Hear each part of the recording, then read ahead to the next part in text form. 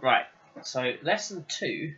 So this is where you take your tonal drawings to the next level.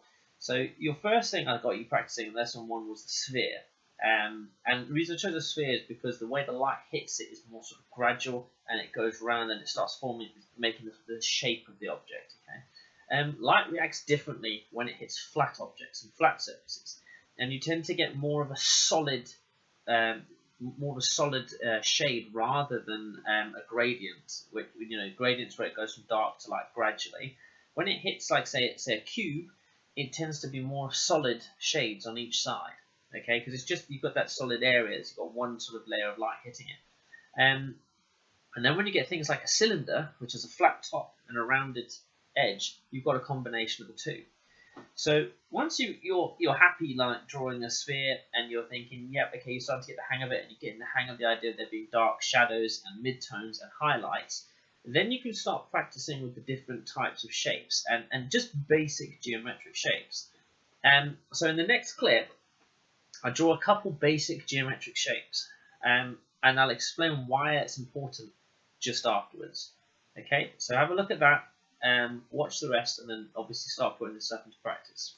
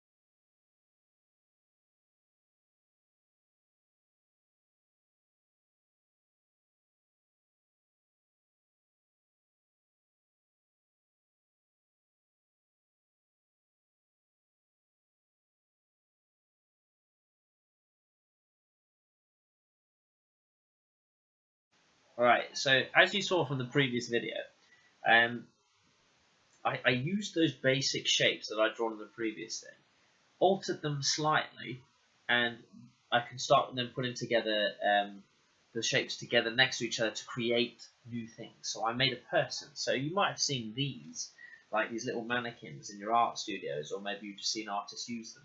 And all that is just to allow people to get the proportions, the movements, and this, that, and the other, and see how light hits them from different angles. So if I wanted to draw a person, and I'm using my imagination, and I've got them in some sort of, I don't know, maybe it's a cartoon character or something like that, got them in some sort of funny pose, it might be difficult to visualize how the light hits those people. So here you can see we've got light from the window, we've got light from above, and again it's this, if you look carefully you can see the distinction between the blue light and the yellow light that's unnatural. And by using this mannequin, I can now start to identify areas of shadow, like on the backs of the legs, the backs of the arms, the backs of the body. I can identify highlights, like on the areas facing the light, and I can identify all these different parts of where that tone should land. So I'm sure I'll put that back. So that will allow me then to take something that I've created that's imaginary and start adding tone to it, so it has depth to it, so it looks a bit better. It just stands out a bit more, has more visual impact. So by basically using that mannequin, I can start to add tone to things that I've made up. So I can take these like imaginary drawings and I can add tone, which gives it a sense of depth, and it just helps us to associate it like it's more real, like it's placed in an actual like context. And that's what you guys need to start doing. So what you need to start doing is whatever it is you're drawing, sometimes you look at a photo and you think that's way too complicated. How am I supposed to draw that? Like you might look at the mug. I've got a mug of tea here. So you might look at that and think, oh, there's so much detail. How do I do that? Or you look at a photo and there's all like animals and you think, how do I do that? And the key is you've got to break it down into basic shapes. So if you're going to draw a mug, you don't just see this mug with the Hulk and Iron Man and Marvel Comics written or whatever. You look at it and you think, that's a cylinder. I can do a cylinder. That's a semicircle, and it's got some depth to it. I can do that. And you start breaking these things down into their basic shapes. And it's the same with people. If you look at people, if you look at the person I drew before, it's essentially, so you've got like the top part is the half of a sphere, the arms are cylinders. Now there might be some slight shape to it, so you can adjust those shapes, you can add that in. But the concept is the same. Look at how the tone hits that arm. It's exactly the same way as it hits a sphere. So you start using that. You start using that information.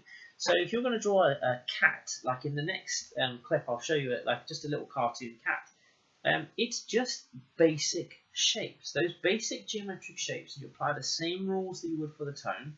Then you start adding your details to it afterwards. And this will take your sort of drawing game up to the next level. I will be doing another clip on sort of advanced techniques and using dramatic light and stuff. But look at the cat pic first and then see what you think.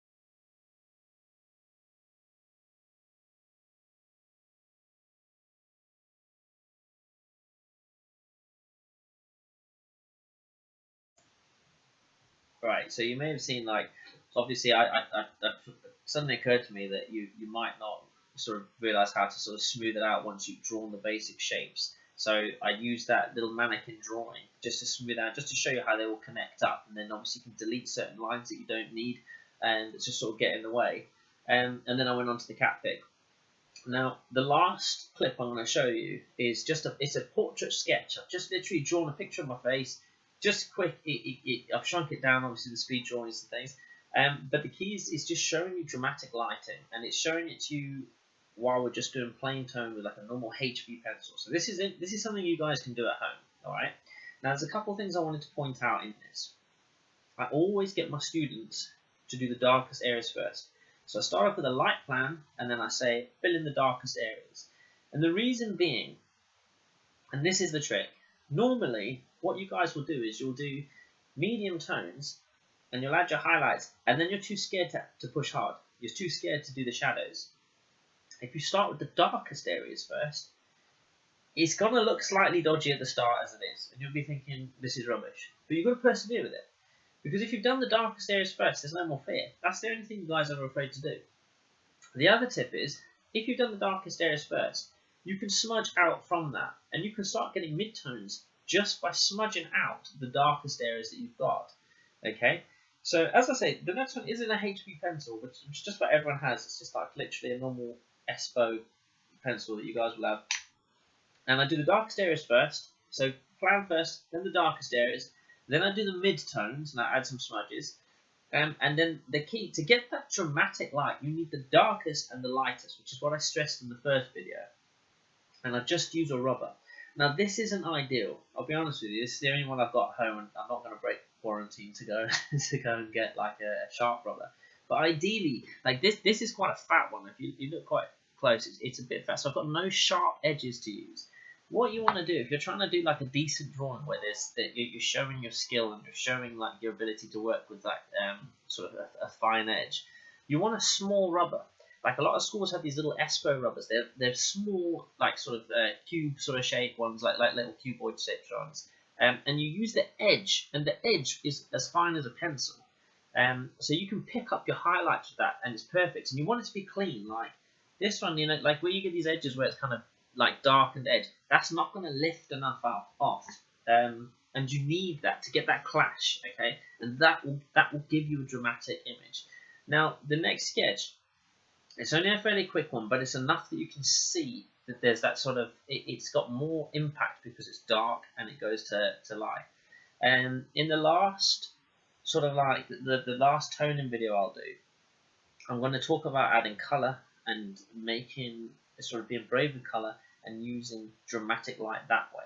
This just focuses on using a pencil and your gradual tones of the pencil, okay? And it's a core skill. It's a skill that will it will help you, especially trying to get those higher boundaries at GCSE. And if you're in Key Stage 3, it will help you have those pictures that just stand out. And you will notice this when you bring in your homeworks and you're next to other people and you're looking. If you've used these techniques, yours will stand out. It will be better. So have a look at this next clip.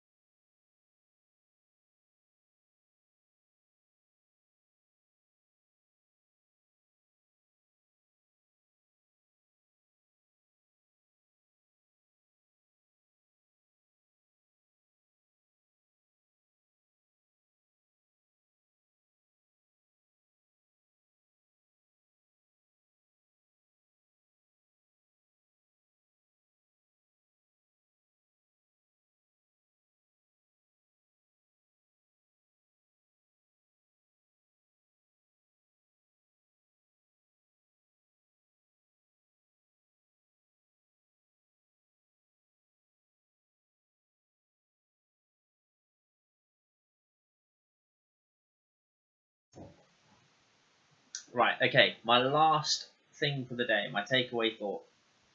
Don't go and do this stuff once and then be like, Mr. Weller, this is really rubbish.